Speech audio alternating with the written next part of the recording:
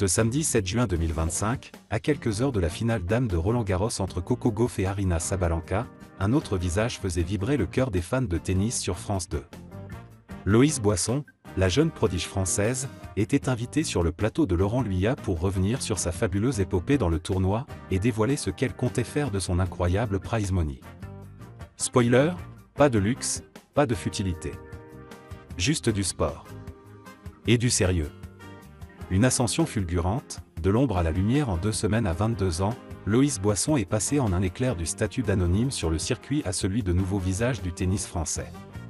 Originaire de Chambéry, formée entre Nice et Lyon, elle a fait frissonner le public de Roland-Garros en atteignant les demi-finales du tournoi parisien. Et le plus impressionnant, c'est d'où elle revient. En 2024, elle se déchire les ligaments croisés du genou gauche. Une blessure grave qui aurait pu lui coûter sa carrière.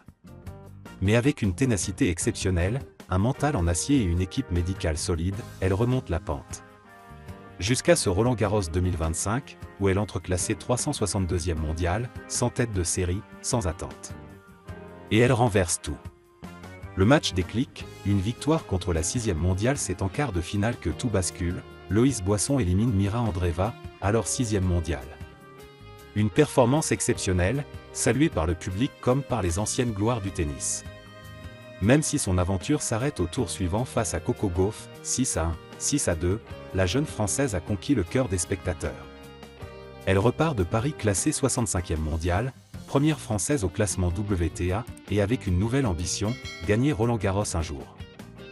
Mais avant cela, place à un nouveau défi, la saison sur gazon, un territoire encore inconnu pour elle. 690 000 € de gains, mais les pieds sur terre avant ce tournoi, Loïs Boisson avait touché 129 000 € en carrière. Grâce à son parcours jusqu'en demi-finale, elle empoche 690 000 €.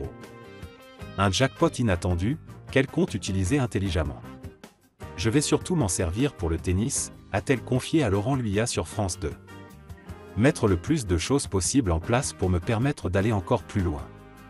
Loïs Boisson ne rêve ni de voiture de luxe ni de villa sur la Côte d'Azur. Elle pense préparation physique, kinésithérapie, accompagnement mental. Jusqu'ici, elle ne voyageait qu'avec son coach. Désormais, elle pourra s'entourer d'une équipe complète, comme les grandes. Peut-être maintenant je vais pouvoir partir avec un kiné en plus, mon préparateur physique. Une vision lucide et mature pour une joueuse qui sait que Roland-Garros 2025 n'est qu'un tremplin, pas une finalité. La suite ? Le gazon, le top 50, et les étoiles plein les yeux pour Loïs Boisson, l'été s'annonce intense. Après les émotions parisiennes, elle se prépare à affronter la saison sur herbe, une surface qu'elle n'a encore jamais jouée. Pas de panique, elle voit cela comme un terrain d'exploration, une nouvelle étape de son développement. Et avec ces nouveaux moyens, elle va pouvoir s'entraîner dans de meilleures conditions, voyager avec son staff, viser plus haut. Objectif annoncé, intégrer durablement le top 50. Puis viser une finale, voire une victoire en Grand Chelem. Et quand on voit ce qu'elle a accompli en quelques semaines, il ne fait aucun doute qu'elle en est capable. Une étoile aînée Loïs Boisson ne se contente pas de gagner des matchs. Elle inspire. Par son parcours, sa persévérance, sa gestion des blessures, et désormais, par sa maturité face à l'argent et à la notoriété. Une personnalité rare dans le monde du sport, qui rappelle que la gloire peut rimer avec humilité.